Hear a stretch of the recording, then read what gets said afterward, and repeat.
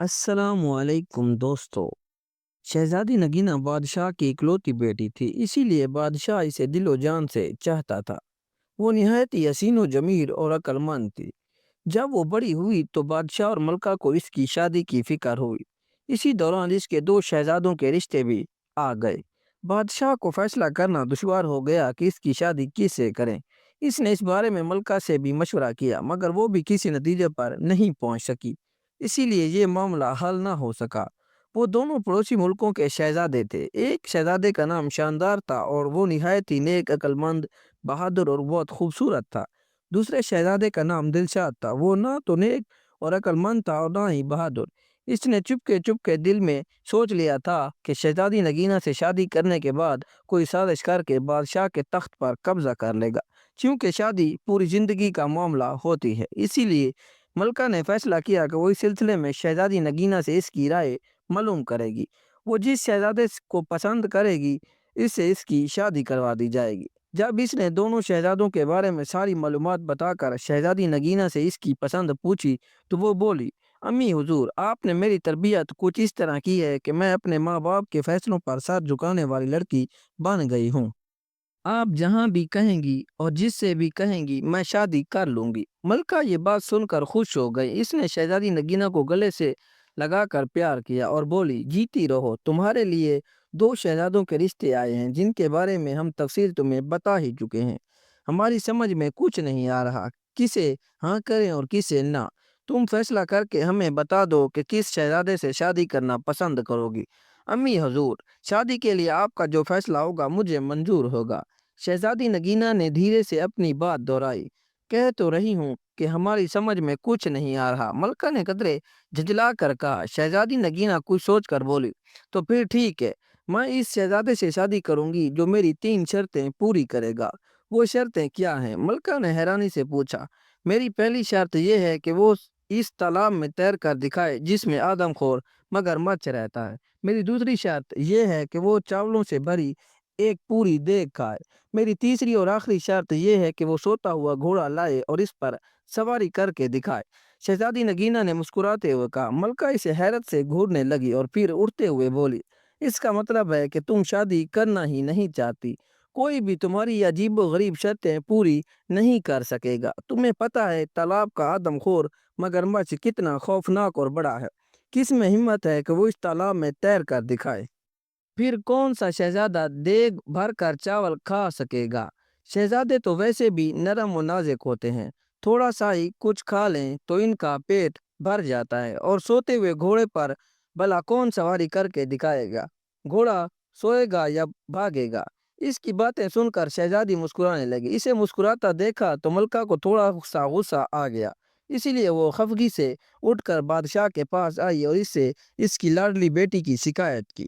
اس کی بات سن کر بادشاہ کے چہرے پر مسکراہٹ پھیل گئی۔ اس نے کہا، ملکہ، آپ شاید بھول گئی ہیں، آپ نے بھی تو اپنی شادی کے لیے 3 شرطیں رکھی تھی۔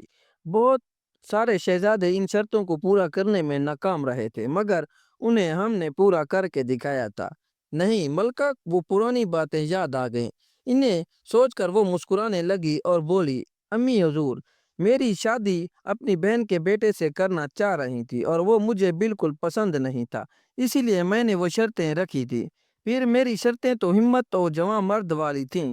ایک آدم خور شیر کو خنجر سے مارنا تھا جس نے کئی انسانوں کو اپنا نوالا بنا لیا تھا۔ معصوم لوگوں کو لوٹنے والے ڈاکوؤں کو گرفتار کرنا تھا جنہوں نے غریبوں کی زندگی اجیرن کر دی تھی، اور پہاڑ کو کاٹ کر ایک نہر نکال کر کسانوں کی بنجر زمینوں کو سیراب کرنا تھا۔ مجھے فخر ہے کہ آپ نے وہ تمام شرطیں پوری کی تھیں۔ آپ بہادر اور ہمت والے بھی تو تھے، لیکن ملکہ، کبھی کبھی ہمیں یہ سوچ کر پریشان ہو جاتے ہیں کہ اگر ہم آپ کی شرطوں کو پورا کرنے سے قاصر رہتے تو پھر آپ سے تو ہماری شادی نہ ہوتی۔ کیوں نہیں ہوتی؟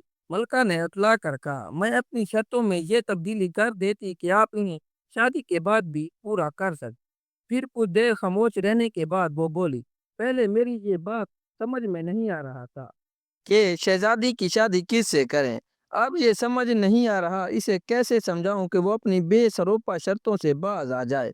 اس بارے میں آپ کو فکر مند ہونے کی ضرورت نہیں۔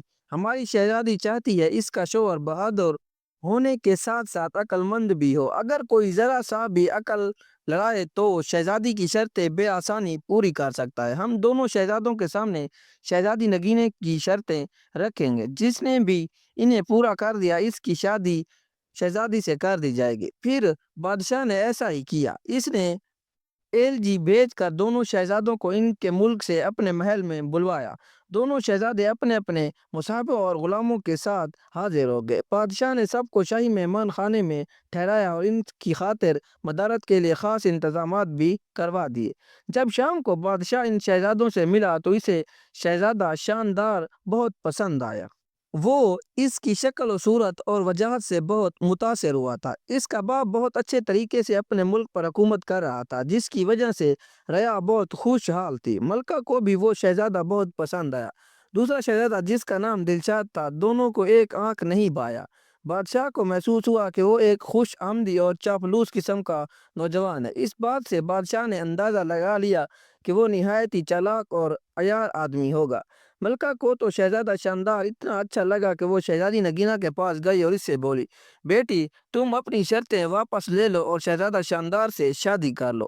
ایسا شوہر تو تمہیں قسمت سے ہی ملتا ہے۔ اگر پہلی شرط کے دوران ہی مگرمچھ اسے کھا گیا تو بہت برا ہوگا۔ شہزادی نگینہ نے اٹل لہجے میں کہا، اگر میں اپنی شرطیں واپس لیتی ہوں تو اس میں میری بے عزتی ہے۔ شہزادہ اگر میری شرطیں پوری کرتا ہے تو ٹھیک ہے، ورنہ اپنے گھر جائے۔ ملکہ مایوس ہو کر لوٹ گئی۔ دونوں شہزادوں کی ملاقات شہزادی نگینہ سے کروائی گئی۔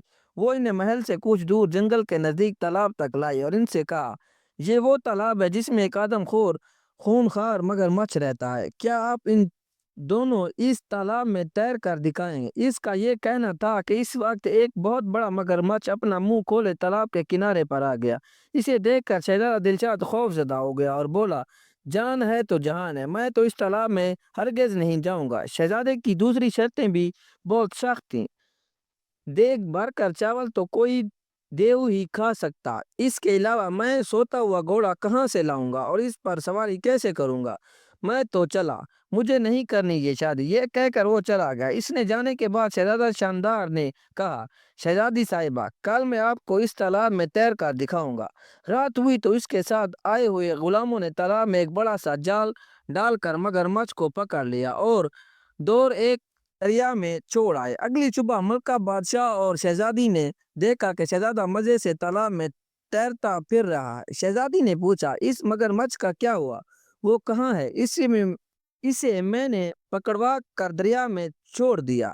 آپ کی پہلی شرط میں نے پوری کر دی۔ مجھے امید ہے کہ آپ اس بات پر اعتراض نہیں کریں گی کہ میں نے مگرمچھ کو دریا میں کیوں چھڑوایا۔ آپ کی شرط صرف دریا میں نہانے کی تھی، مگرمچھ سے لڑنا نہیں۔ شہزادے نے تالاب سے باہر آتے ہوئے ملکہ نے یہ بات حیرانی سے سنی۔ بادشاہ مسکرا رہا تھا۔ شہزادی نے کہا، بالکل ٹھیک شہزادے، آپ پہلی شرط جیت چکے ہیں۔ میری شرط ہی یہی تھی کہ آپ تالاب میں تیر کر دکھائیں۔ میں آپ کی ذہانت کی قید ہو گئی ہوں۔ دوپہر ہوئی تو شہزادی نگینہ نے کہا، شہزادے آپ مجھے دیگ بھر کر چاول کھا کر کب دکھائیں گے؟ شہزادے نے کہا، ابھی تھوڑی دیر بعد۔ یہ کہہ کر شہزادہ شاندار نے کھڑکی سے باہر جھانک کر دیکھا۔ اس کا ایک مصاحب دو غلاموں کے ساتھ لمبے لمبے ڈاک بھرتا ہوا محل کی جانب آ رہا تھا۔ شہزادہ شاندار بادشاہ سے اجازت لے کر باہر نکلا اور اپنے مصاحب سے کوئی چیز لے کر جیب میں رکھی اور واپس آ گیا۔ اتنی دیر میں ملازموں نے دسترخوان چن دیا۔ وہ اپنے ساتھ چاولوں کی ایک بڑی سی دیگ بھر کر لے آئے تھے، جسے انہوں نے دسترخوان کے بیچوں بیچ رکھ دیا۔ دیگ کو دیکھ کر بادشاہ کے چہرے پر فکر مندی کے آثار نظر آئے۔ کیوں میاں صاحبزادے، آپ کھا لیں گے دیگ بھر کر چاول؟ ایک دیگ کیا، میں تو دو دیگیں بھی کھا سکتا ہوں۔ یہ کہہ کر شہزادہ شاندار نے اپنی جیب سے ایک نہایت ہی چھوٹی سی دھاتی دیگ نکالی جو اس کے ملازم بازار سے خاص طور سے بنوا کر لائے تھے۔ اس نے اسے چاولوں سے بھرا اور شہزادی نگینہ کے سامنے پوری دیگ چٹ کر گیا۔ شہزادی صاحبہ آپ کی دوسری شرط بھی پوری ہو گئی، میں نے دیگ بھر کر چاول کھا لیے۔ اس کی بات سن کر شہزادی نگینہ ہنس ہنس کر لوٹ پوٹ ہو گئی۔ بادشاہ نے ملکہ سے کہا، بیگم آپ اپنی بیٹی کی شادی کی تیاریاں شروع کر دو۔ مجھے تو یوں لگ رہا ہے کہ یہ شہزادہ میاں تو سوتے ہوئے گھوڑے پر بھی سواری کر کے دکھا دیں گے۔ شام کو بادشاہ ملکہ اور شہزادی نگینہ اپنے باغ میں چہل قدمی کر رہے تھے۔ اچانک انہوں نے شہزادہ شاندار کو ایک گھوڑے کے ساتھ آتے دیکھا۔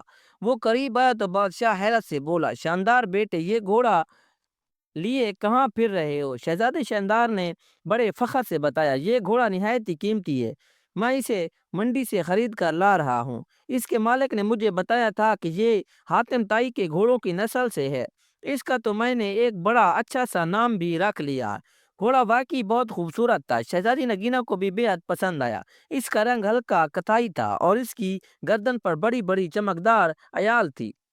شہزادے، کیا نام رکھا ہے آپ نے اس کا؟ اس نے بڑے اشتیاق سے پوچھا۔ شہزادی صاحبہ، میں نے اس کا نام رکھا ہے سوتا ہوا گھوڑا، کیونکہ یہ میرا گھوڑا ہے۔ میں جو بھی اس کا نام رکھوں میری مرضی۔ میں آپ کو سوتے ہوئے گھوڑے پر سوار ہو کر دکھاؤں گا تاکہ آپ کی تیسری شرط بھی پوری ہو سکے۔ یہ کہہ کر شہزادہ شاندار رکاب میں پاؤں ڈال کر گھوڑے پر سوار ہو گیا اور ایڑ مار کر اسے دوڑاتا ہوا باغ کا ایک چکر لگا کر دوبارہ ان لوگوں کے پاس آ گیا۔ یہ سب دیکھ کر ملکہ اور بادشاہ ہنستے ہنستے برا حال ہو گیا۔ شہزادی نگینہ بھی مسکرانے لگی تھی۔ کچھ دیر بعد وہ بولی، ابا حضور، ہم چاہتے تھے کہ ہماری شادی ایک ایسے شہزادے سے ہو جو بہادر ہونے کے ساتھ ساتھ عقل مند بھی ہو۔ ہم نے اپنی شرطیں اسی لیے رکھی تھیں کہ انہیں پورا کرنے والے کی ذہانت کا امتحان ہو سکے۔ خدا کا شکر ہے ہمیں ایسا شہزادہ مل گیا۔ اس کی بات سن کر بادشاہ اور ملکہ نے سکھ کا سانس لیا۔ تھوڑے دنوں کے بعد دونوں کی خوب دھام دھام سے شادی ہو گئی اور وہ دونوں ہنسی خوشی رہنے لگے۔